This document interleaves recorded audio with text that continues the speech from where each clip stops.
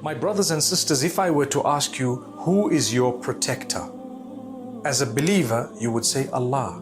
If I were to ask you, who is sufficient for you? As a believer, you would say Allah.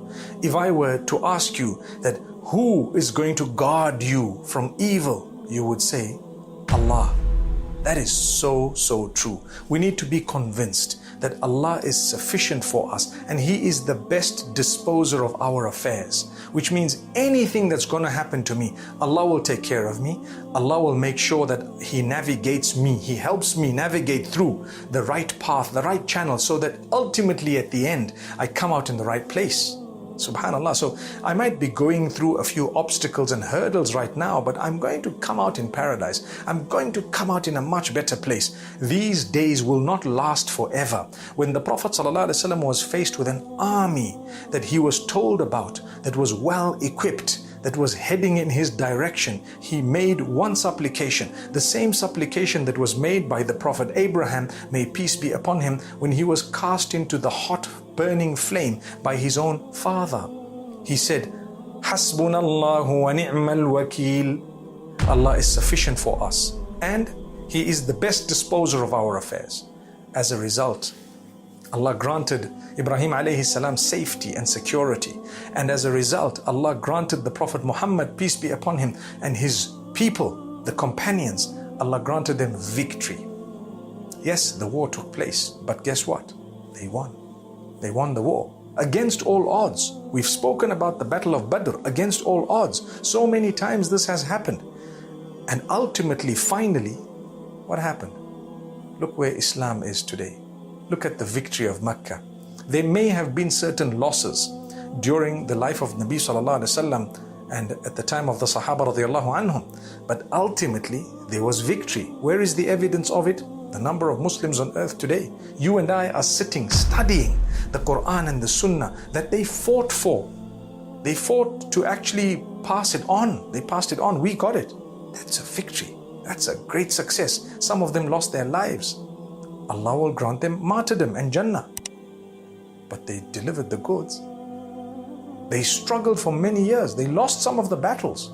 Subhanallah. But ultimately they were victorious. The purpose was achieved. Subhanallah.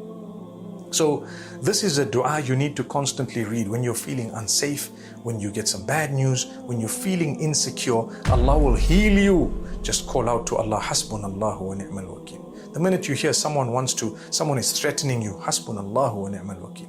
You're threatening me, Allah is sufficient for me and He is the best disposer of my affairs. Allah says there is nothing that anyone can do against you. Nothing.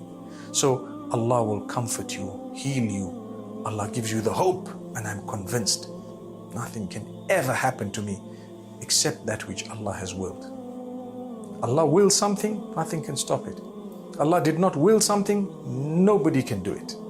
May Allah subhanahu wa ta'ala grant us from that beautiful comfort. Now, in life we sometimes hear bad words against us, and really bad words, and people harass us and they trouble us because of our belief. I'm a Muslim. To practice Islam is not easy. Sometimes I may be a Muslim in a family that's not Muslim, that doesn't accept the fact that I'm a Muslim.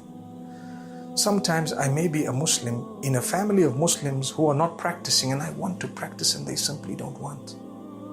And sometimes I'm struggling because I'm the only one in my society. Maybe I'm living in a country that has rules that are so backward that they don't allow people to practice their faith. Subhanallah. What do I do? Well, Allah has told us about this. Allah says to the Messenger, peace be upon him, verse number 186 of Surah Al Imran. Allah says, وَلَتَسْمَعُنَّ مِنَ الَّذِينَ أُوتُوا الْكِتَابَ مِنْ قَبْلِكُمْ وَمِنَ الَّذِينَ أَشْرَكُوا أَذًى كَثِيرًا.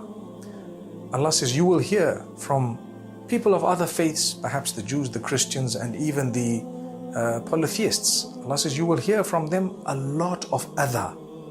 You will hear a lot of harm, rumors. They will say false things. They will say the worst of things. They will harass you. They will trouble you. They will probably not allow you at some point to even follow your faith and so on.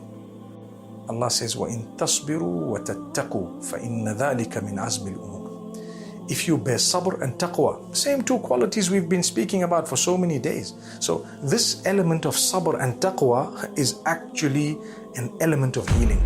Allah wants you to worship Him, bear patience, practice restraint, and develop a relationship with Him. You continue fulfilling your obligations unto Allah. Subhanallah. Allah says, وَإِن تَصْبِرُوا وَتَتَّقُوا. If you have sabr and taqwa, that's the best thing you could do. Allah says, we know that they're going to talk about you. They're going to make it difficult for you. They're going to say very nasty things about you. They say nasty things about the Prophet Muhammad sallallahu alaihi wasallam. They say totally unfounded things about Islam, about the Quran. Allah says, wait, take it in your stride. We will clear it. We will clarify it. As for the Quran, there is no chance that they can enter it with any negativity. Because Allah says, we revealed the book. We will protect it. That's what Allah says. So I don't need to worry. Same applies where Allah subhanahu wa ta'ala is telling us, bear sabr and taqwa, no matter what they've said, it's not going to affect you by the will of Allah subhanahu wa ta'ala. So after that, Allah tells us another beautiful, beautiful method of healing yourself. And that is to contemplate over the creation of Allah, the skies, the earth, the rivers, the oceans, subhanallah, the mountains, the greenery, the plants, the flowers, the animals, the birds, the fish, the human beings, subhanallah, the creation of Allah. Think about the day, the night, the planets. Subhanallah. What Allah has created. Look at the moon. Look at everything and think about the greatness of the one who made all those things. Ibrahim alayhi salam looked at the sun and the moon and the stars. And subhanallah, it drew him, it led him to worshipping the maker of all of that. And it developed a beautiful bond for him with Allah subhanahu wa ta'ala. So Allah is telling us in verse number 190 of Surah Al-Imran, Allah saying, إِنَّ فِي خَلْقِ السَّمَاوَاتِ وَالْأَرْضِ وَاخْتِلَافِ اللَّيْلِ وَالنَّهَارِ لَآيَاتٍ لِأُولِي الْأَلْبَابِ. Allah says, indeed, in the creation of the skies and the earth and the rotation of the day and the night, there are signs for those with intellect, those who remember Allah, those who praise Allah. They remember Allah standing and sitting and on their sides, and they think about all the creation of Allah, and then they tell themselves, they say, Rabbana, O our Rabb, O our Lord, you haven't created all this in vain for nothing. Subhanak, glory be to you. Save us from hellfire. The Creator is the one who will protect you, because He is the one you're going to return to. You were with Him before your date of birth, and you will be with Him after your date of death. As simple as that. So, wherever you were, Allah says, we're going to bring you back and we're going to give you something even better, known as Jannatul Firdaus, paradise. So that is something that, my brothers and sisters, we always need to think about. You know, Allah tells us to ponder over the creation. Look at nature, go out, see, think. Because He who made all of this is far greater than anything that anyone else has made. Subhanallah. A lot of hope. And there is a lot of healing going out and looking at nature. Not just to see, wow, and that's it. No, say, MashaAllah, Tabarakallah, Subhanallah, Alhamdulillah, La ilaha illallah, Subhan al-Khaliq. All praise is due to Allah. Look at the Creator. And towards the end of that surah, Surah Al-Imran, Allah tells us, don't become obsessed by what we've given others. We've given the believers and the disbelievers. When we've given the disbelievers, don't become obsessed and think that's a sign of our pleasure. Allah says it's just a temporary moment of pleasure for them, and later on they've lost. They wouldn't get anything. Allah says, you need to build your relationship with Allah. Perhaps yours is awaiting you later. Whatever Allah's given you here, be thankful. Don't become obsessed by what we've given others, and don't think for a moment it's a sign of our happiness with them.